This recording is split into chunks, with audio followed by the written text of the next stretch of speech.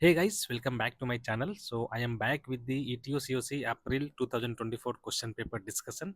I have been getting already so many messages and comments that when I am going to upload the April month question paper, so here it is. And as usual, all the questions in this month paper is also repeating from the previous months. All the electrical technical questions. Some questions in safety part that has been new for the ETO COC. That means it is not asked in recently, but that is also there in some other question banks you will get. So without wasting any much time, let us go to the question and see the answers of this. I have marked the page number where this answer is available and also the month in which it was previously asked. Few basics points I will repeat again. Grade ETO, total marks is 100, total time allowed is 3 hours. There is total 3 sections, 3 question in each section. That means total 9 questions, and you have to attend only 6 questions. That is 2 question from each section. So let us go to section 1, question number 1. List the factors that cause deterioration of frequency response of a transistor amplifier. Explain how each factor affects the performance of amplifier and the portion of the frequency range where it is effective. This question was previously asked in April 2023, and it is answer is available in Rahul my note in page number 45. So let us go to my notes page number 45. I will take you to page 45. See the same question I have prepared. Now let's go to the answer. Frequency distortion is another type of amplifier distortion which occurs in transistor amplifier when level of amplification varies with frequency. Many of the amplification that a practical amplifier will amplify consist of the required signal waveform called the fundamental frequency along with a number of different frequencies called harmonic superimposed into it. Two factors that cause deterioration of frequency response of a transistor amplifier are frequency distortion due to harmonics, distortion due to capacitors. Frequency distortion due to harmonics. Normally, the amplitude of the harmonics are a fraction of fundamental frequency amplitude, and hence they have very little or no effect on output waveform. However, output waveform can be distorted if the harmonic frequency increases in amplitude with regards to the fundamental frequencies. In above figure, input waveform consists of a fundamental frequency plus a second harmonic signal. The frequency distortion occurs when a fundamental frequency combined with the second harmonics to distort the output signal. So this is the fundamental frequency and this one is harmonic. Frequency distortion due to harmonics is always a possibility in amplifier circuit containing reactive elements such as capacitor and inductance. Amplitude distortion due to phase distortion. Phase or delay distortion occur in a non-linear transistor amplifier when there is a time delay between input signal and its appearance at the output. Frequency distortion due to capacitor. It is important to keep in mind that capacitor have a property called reactance, that is Xc is equal to 1 by 2 pi Fc. Now there are internal capacitors that affect the frequency response of amplifier shown below. Now look at this transistor circuit. This is a base signal. Now there is two capacitor here, CBC and CBE. Now if the frequency is low, reactance increases. That means look at this formula. If this F is low, this Xc will be high.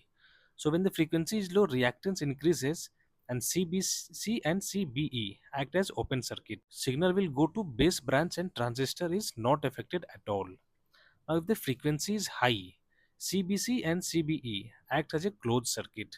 Now if this frequency is high, this Xc will become low. Once this becomes low, now this current will pass here. So it will become open short circuit and it will affect the signal going to the base branch and therefore decreasing the voltage gain. So this is a graphical representation of the voltage gain and frequency. Let's move on to question number 2. Sketch and describe the method of speed control of synchronous motor by variable frequency. State the advantages of this method over the other methods of speed control. As you can see, this is a question from your engineering college, synchronous motor and its speed control, that is VFD. So I have taken answer of this question. You can get answer in any of the motor textbook or electrical textbook, but simply I have gone to the ChatGPT for very easy and constructed answer. See how ChatGPT has given answer. As you can see, speed is given by 120 F by P. So speed of a motor can be changed only by changing either the frequency or the number of poles. So in this, they have asked how the speed can be changed by changing frequency. So controlling the speed of a synchronous motor using a variable frequency involves adjusting the frequency of the power supply to the motor. This is typically achieved using an electronic device called variable frequency drive (VFD). Here is a basic sketch and description of this method. Here is a circuit diagram. Three-phase supply is coming. Now this will first go to the rectifier circuit, which will convert the AC to the DC. Then we get the DC link, which will smoothen out the AC component in the DC voltage. Now this DC will be converted to again AC based on what frequency, based on the speed of the motor, at what speed we want to run the motor. Based on that, frequency and voltage will be converted at this point. So this is inverter part. So here AC part is coming, this will be converted to DC, then filter, and then again at what frequency we want, we will get the AC output here. Now let us read the description part of the circuit. Rectification.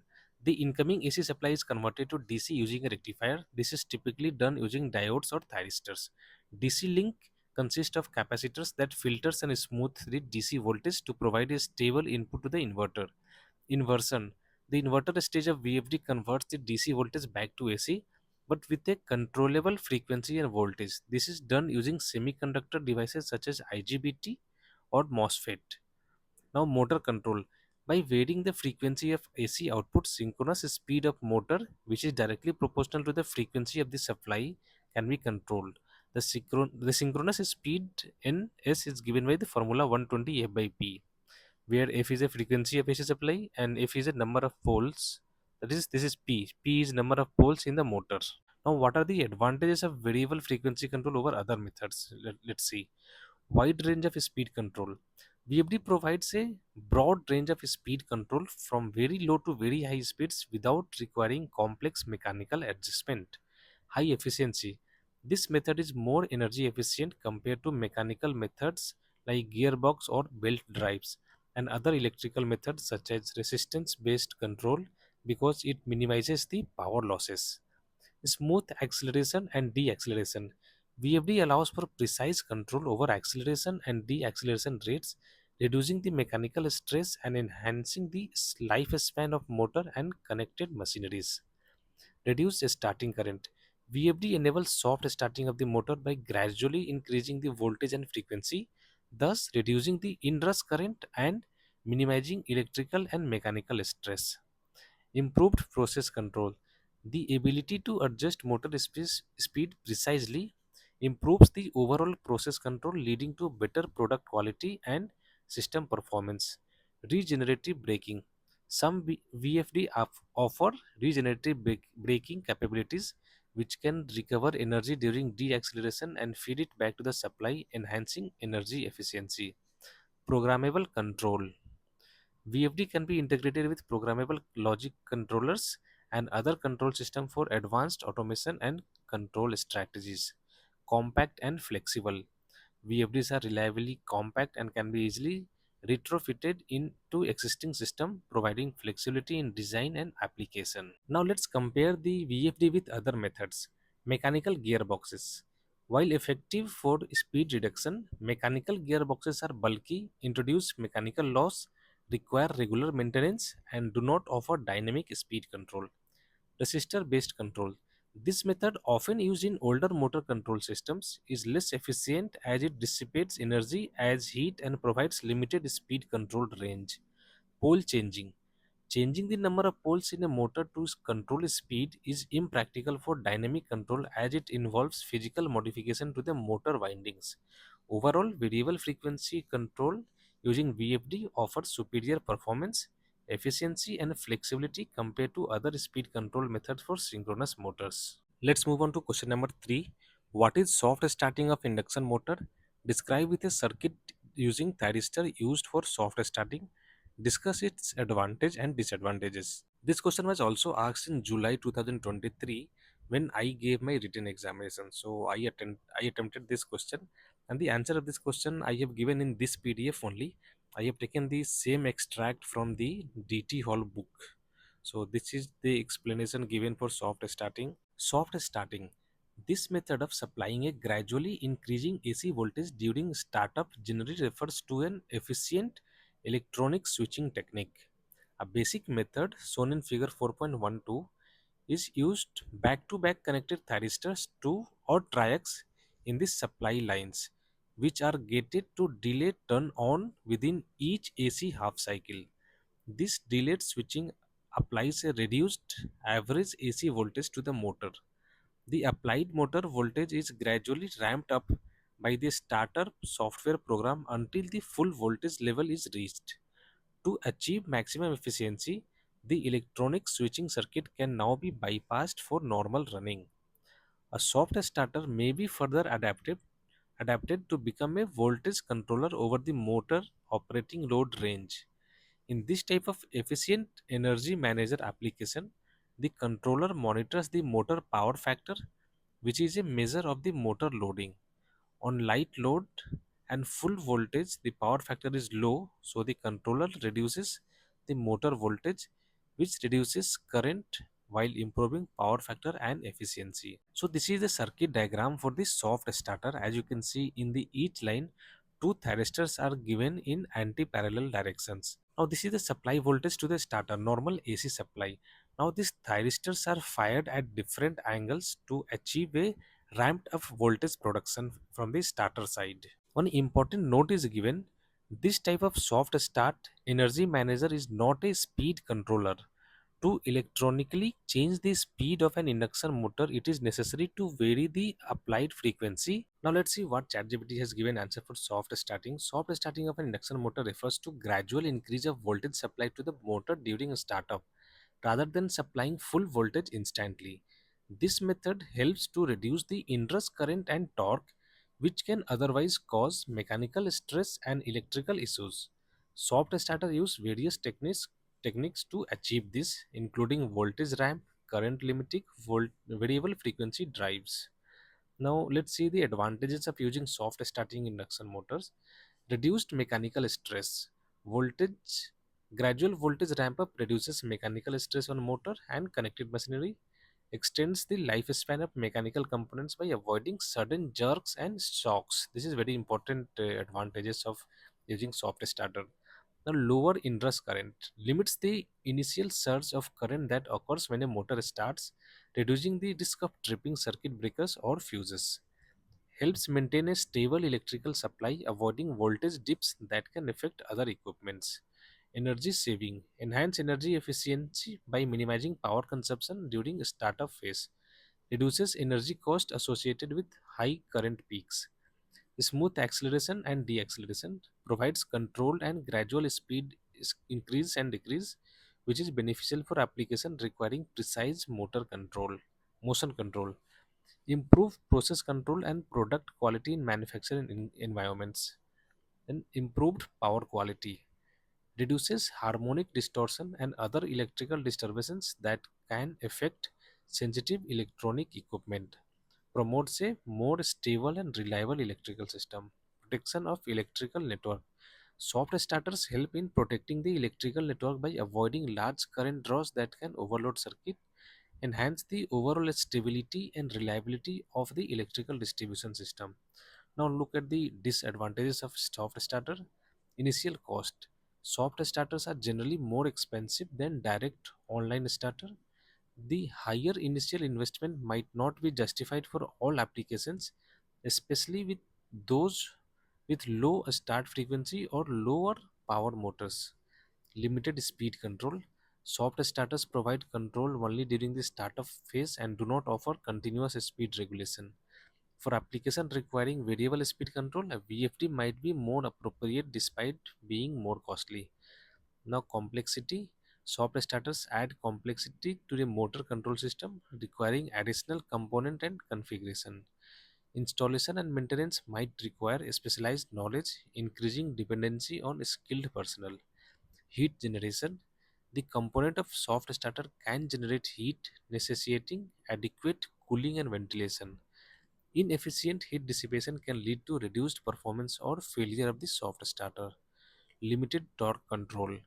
While soft starter controls the voltage, they do not directly control torque. Application needing precise torque control might not fully benefit from a soft starter. Size and space. Soft starter can be bulkier compared to simple dual starter requiring more space in electrical panel. This can be constrained in installation with limited space. Let's move on to section 2, question number 4a.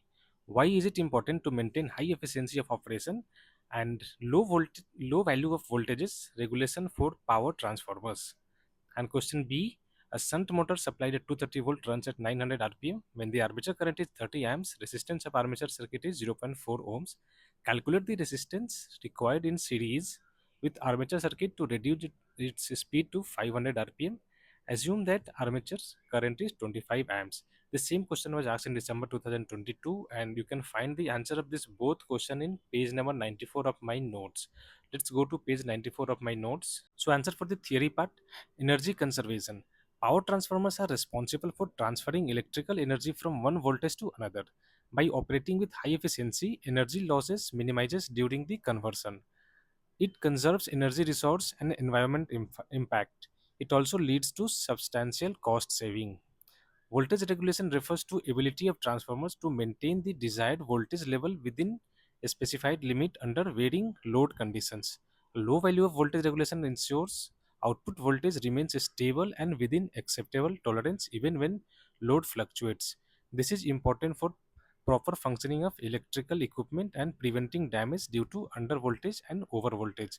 So this is the explanation for the why high efficiency is required and why low voltage regulation for power transformer. Question number B is a numerical part. Let's see the answers. Let's first see the what are the given parameters of this question. Let us first see the diagram of this question. So this is the motor given and 230 supply is given across the motor. This is the field winding and armature resistance is 0.4 ohms and it takes 30 amps current, that is armature current. So given part is voltage 230, armature resistance 0.4, armature current 30 amps, and speed is 900 rpm. Now we can find the back EMF EB across this motor. So for finding back EMF, we have V minus IaRa. This voltage drop across this resistance. So we are getting 218 volt across this motor. Now we know that EB, that is back EMF, is proportional to phi into N. Now we can write at constant flux EB is proportional to N. So we can write EB by N1 is equal to EB by N2. In other terms, we can write N2 by N1 is equal to EB2 by EB1. Now we already have N1, that is first RPM. We have N2 second RPM, that is 500. We have EB1 is equal to 218. We have to calculate EB2 corresponding to 500 RPM. So we can write 500 by 900 is equal to EB2 by 218. We are getting EB2 from here as 121.1 volt. That is, this voltage is required for getting the speed of the motor to 500 rpm. Now once we know the EB2, we can get the new value of resistance, that is, this is the new armature resistance we have to add in the circuit to get the speed to 500 rpm. So EB2 we have 121.1, voltage supply is 230 volt, armature current is 25 amps, and now from here we can get R is equal to 3.94 ohms. Let's move on to question number 5a. What is back EMF? Derive the relation for the back EMF and the supply voltage in terms of armature resistance. Question B is numerical.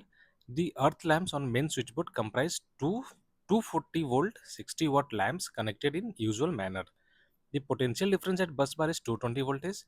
Damage by sea water occurs to a distribution cable so that insulation resistance to the earth is reduced to 16 ohm and 6 ohm for positive and negative cables respectively. Find by calculation which of the two lamps burns the brighter, and B, the additional load on the generators associated by the fault.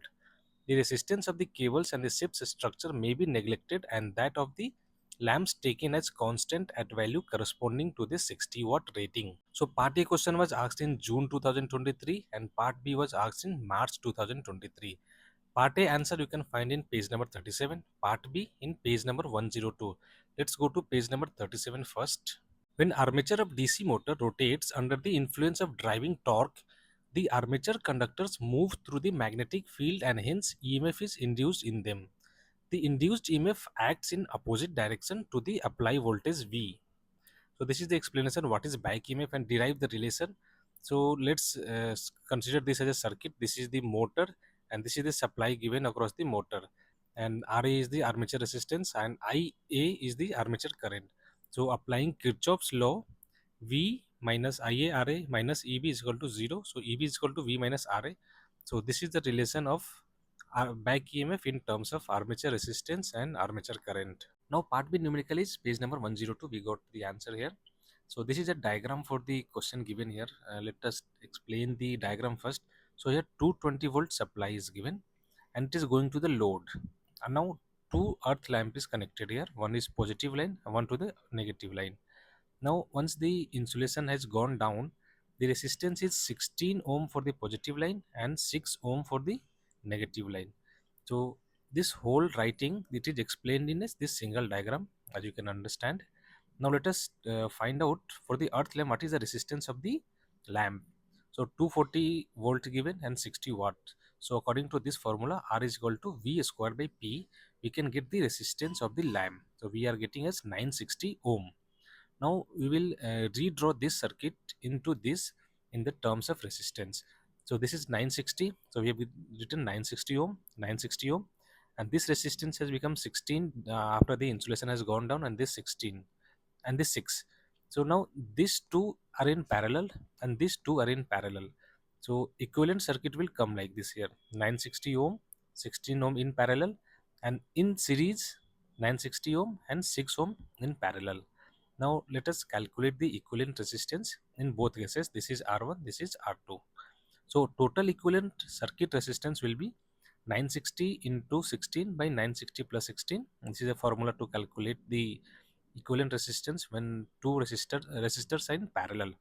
So we are getting the R equivalent is equal to 21.69 ohm. Additional load on generator will be, since voltage is 220 volt, 220 by 21.69, we are getting as 10.14 amps.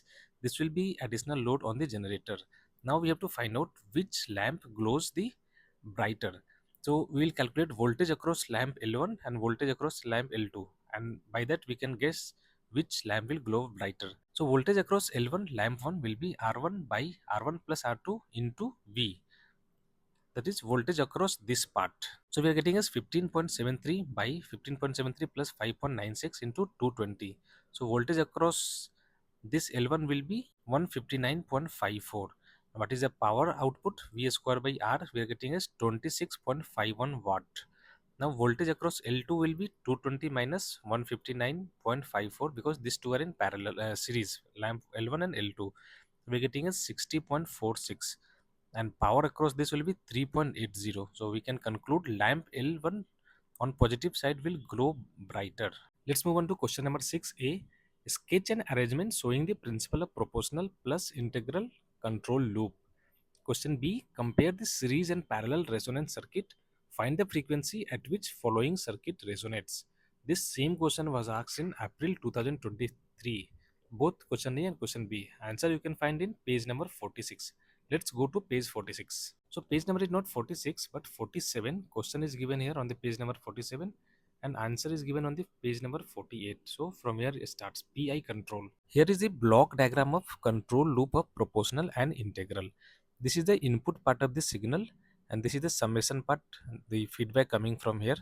This is proportional control and this is integral control, and this is the plant which is processing the signal and giving output Y. So in this circuit we can see this is a signal coming here, this is the summation part. E of t is this signal coming from here. Kp is the proportional constant for the proportional control, and Ki integral of Et is the integral control, and this is the process output and this is the feedback. So this is the equation for the output signal.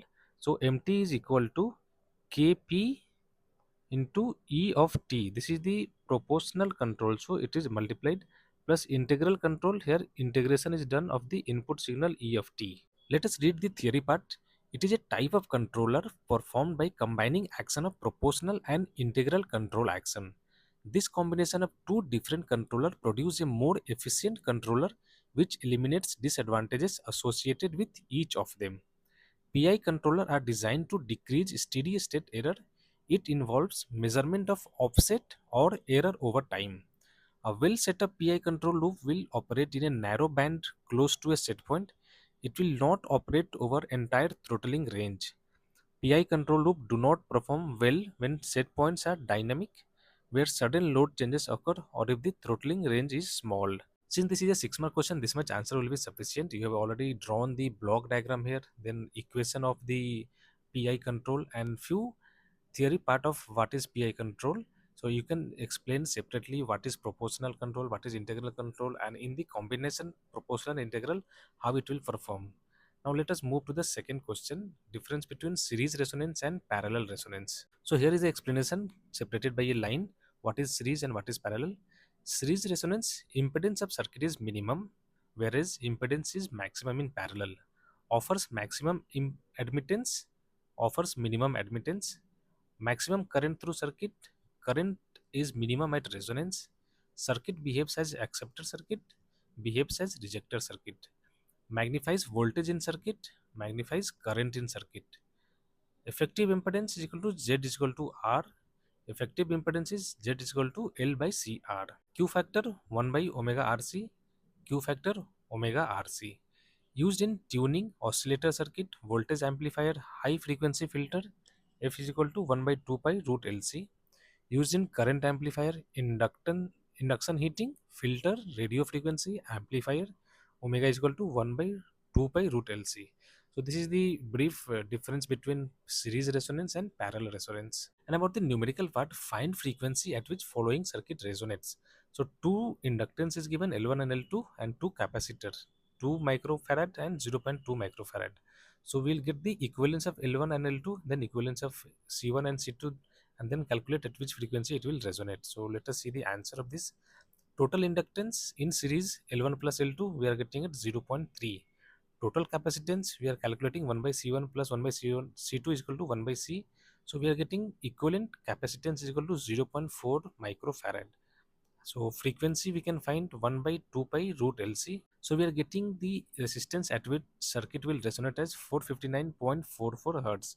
Very simple, just apply the formula, calculate equivalent inductance, calculate equivalent capacitance, and then find out the frequency. Let's move on to section 3, the last section, question number 7. Discuss the following with respect to international safety management. Option A, emergency preparedness drills and trainings, reporting of near miss, non-conformities, accidents, and hazardous occurrence, risk assessment, identification of critical equipments, test, and minimum spares requirement.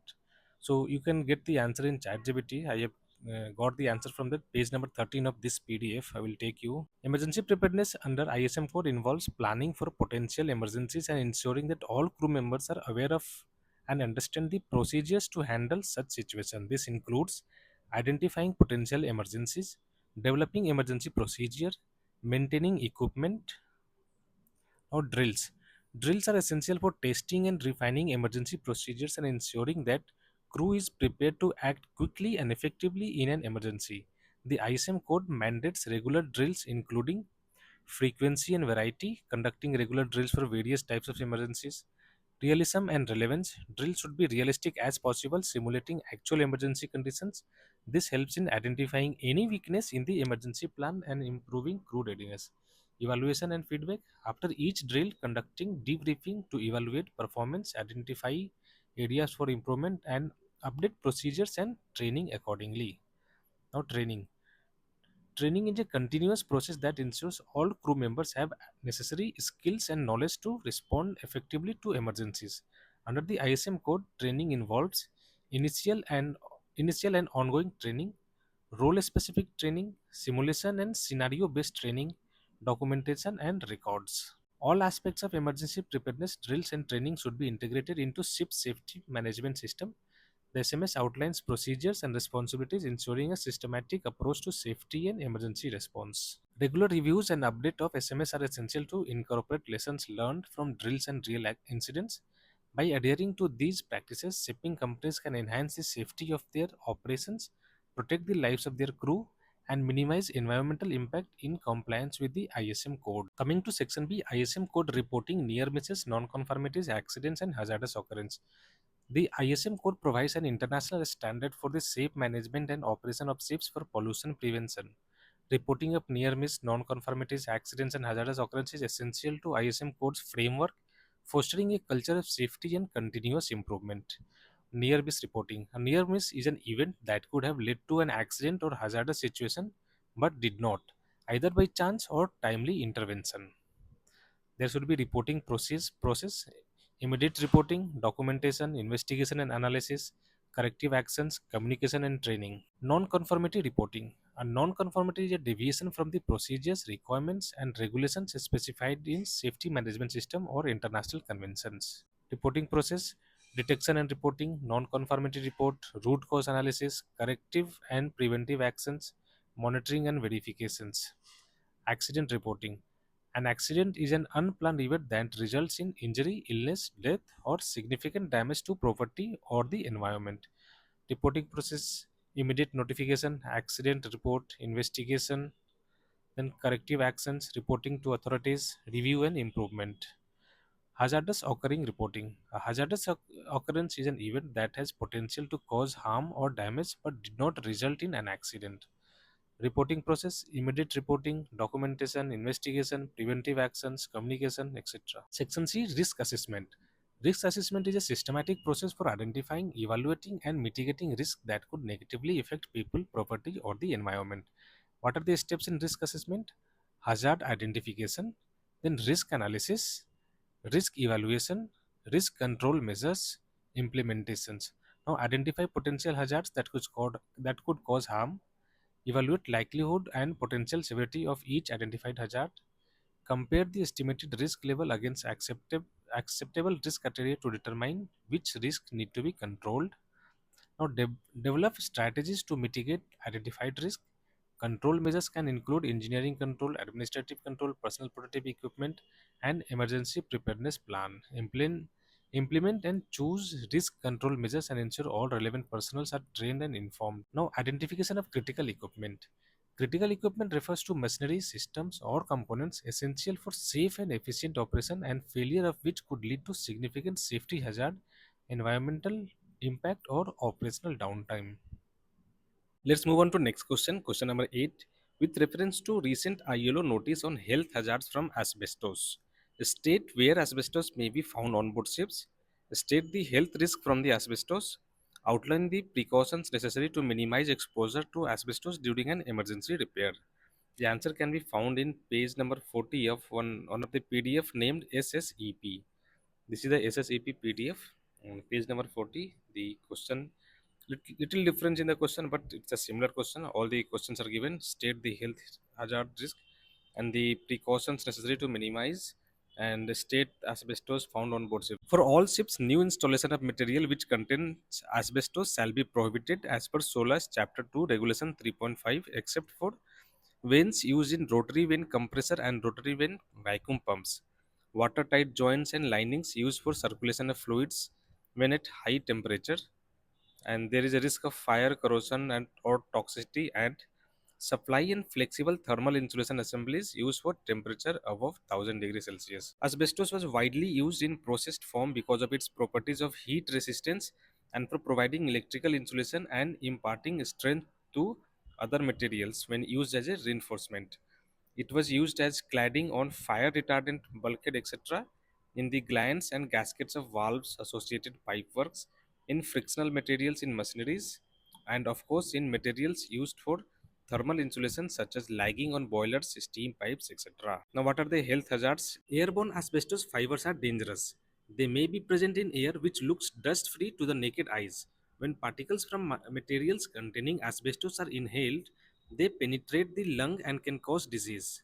Additionally, care must be taken that asbestos fiber do not penetrate skin where they may produce wart-like lumps. As far as it is known, those lumps are not in themselves cause of the alarm. Now the next part, what are the precautions to be taken?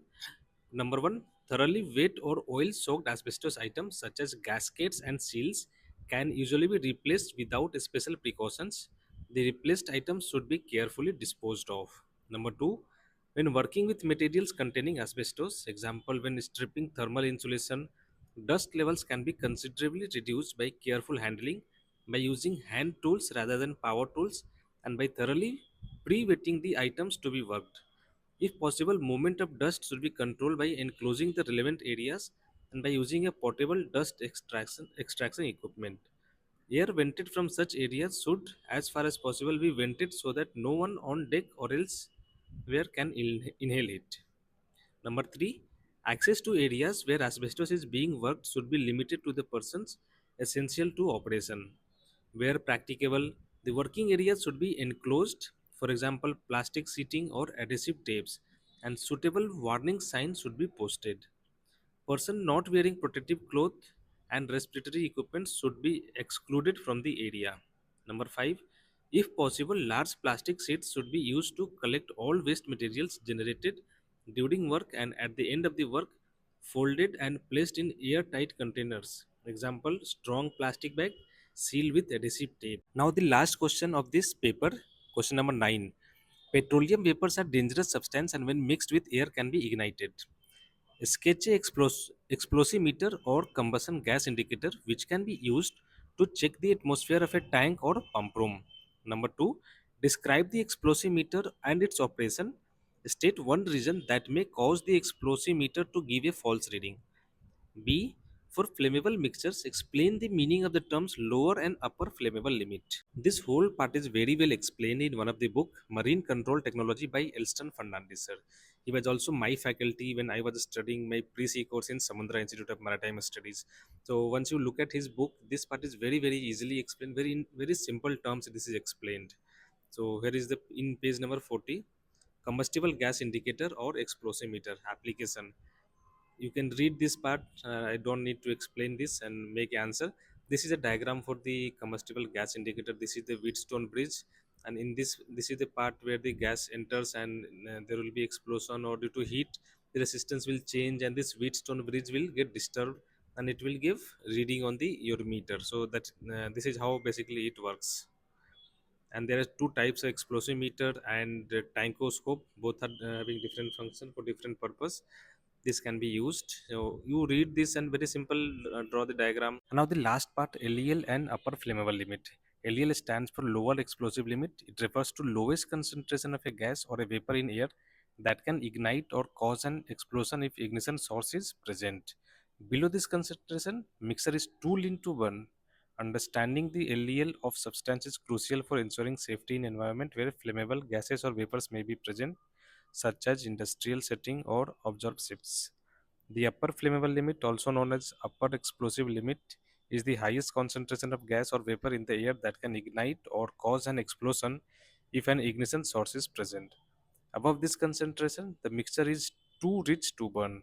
The range between LEL and UEL defines the flammable range for a particular substance, indicating the concentration at which substance can ignite and sustain a fire or explosion. Understanding both LEL and UEL is essential for maintaining safety in environment where flammable substances are handled.